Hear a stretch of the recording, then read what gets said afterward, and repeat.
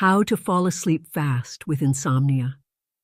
Do this, and you might be asleep in just a couple of minutes. In this video, we'll talk about what actually interferes with sleep and how to fix it. Often when people try to fight insomnia, they make logical mistakes that only make things worse. This creates a vicious cycle. Something triggers poor sleep, and the person begins fighting it. But sometimes the fight itself causes more damage than the insomnia. Many people fall into this trap. I'll share some simple but powerful techniques that can help you break this cycle and fall asleep more easily. Watch until the end, and you'll understand the myths around sleep, why they keep you awake, and how to break free from them. Right now, stress is the most common reason people can't sleep. That includes everyday stress, big events, even positive excitement. Waiting for a wedding, a birthday, an interview. It can all keep you up at night. This kind of reactive sleep disruption often becomes chronic. When this happens, many people make the same mistake. They start trying harder and harder to fall asleep. Just a few weeks of trying and failing is enough to create a conditioned fear of not falling asleep. Even if the original reason for insomnia goes away, the reflex remains. You want to sleep, but as soon as you get in bed, it's like sleep disappears. Now the bed itself becomes associated with insomnia. A healthy person gets into bed and falls asleep within minutes. But for someone with sleep anxiety, the mattress, pillow, the temperature, or even a snoring partner become the enemy. This creates a mental barrier that blocks sleep. Our sleep works in cycles, usually every couple of hours. Light sleep, deep sleep, dreams, then partial awakenings. Healthy people may briefly wake up several times during the night without noticing. But when you have sleep anxiety, every small awakening feels like a disaster. You lie there thinking, I can't sleep again. This is terrible.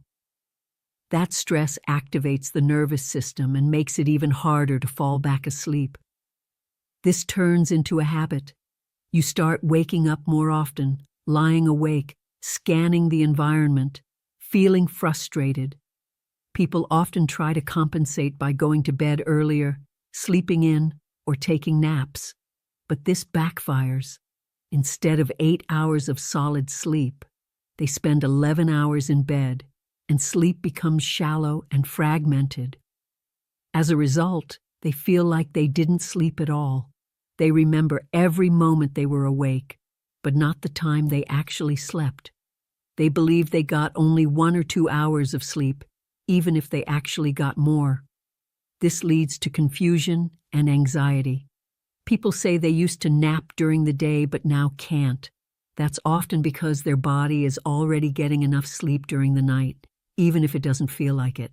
Eventually, they start to believe that something is seriously wrong, that nothing helps, that sleep is broken. This constant stress and worry increases hormones like cortisol and adrenaline. Sleep becomes lighter and more sensitive. Even the smallest noise wakes them up. Some people even believe they haven't slept in days or weeks. But they have. They just don't feel it. This is called sleep state misperception. Eventually, sleep becomes a source of fear. People believe their life is falling apart. They feel hopeless. This emotional spiral makes the insomnia worse. But the good news is, there are clear ways out. One of the most effective methods is called sleep restriction. More accurately, time in bed restriction.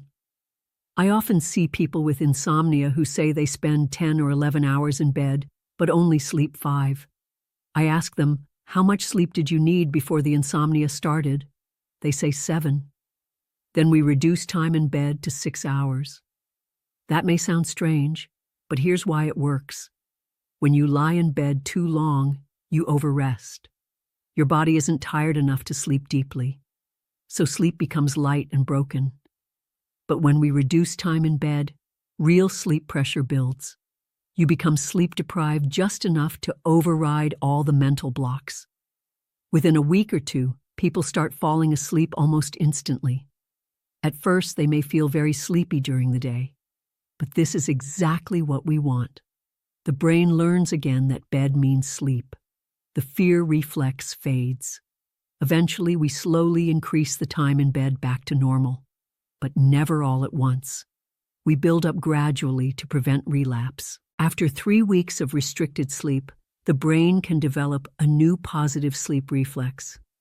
You start to love your bed again. The mattress, the pillow, everything feels good again. That's when true recovery begins. There's another rule. If you lie in bed for more than 15 minutes without falling asleep, get up. Go to another room. Only return when you're truly sleepy.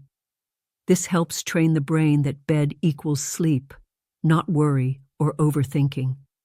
Also, skip naps during the day. Naps can reduce your sleep pressure in the evening and make falling asleep harder.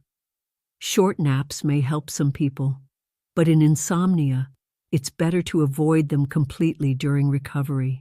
Now let's address common sleep myths. One popular myth is that sleep before midnight is better than sleep after midnight. That's false. What really matters is consistency. You can sleep from 10 to 6 or from 2 to 10. What's important is total sleep time and regularity. Another myth is that herbal sedatives like valerian or motherwort are strong sleep aids. They may help slightly through placebo effect, but the effect often wears off after a few days. These herbs don't directly induce sleep. They stabilize the nervous system and help indirectly. And of course, many believe that sleeping pills can cure chronic insomnia. Unfortunately, that's not true. Sleeping pills may mask the symptoms, but they don't fix the cause. They often create dependence, both physical and psychological. Over time, they reduce sleep quality and can lead to rebound insomnia when discontinued. Lastly, people often turn to alcohol. Yes, a small amount can reduce stress and make falling asleep easier. But alcohol quickly turns into a stimulant.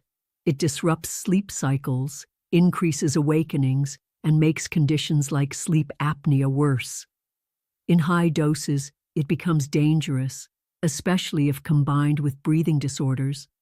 So, what's the answer? Focus on building sleep pressure. Train your brain that bed equals sleep. Stick to a consistent schedule. Avoid trying too hard. Let sleep come naturally.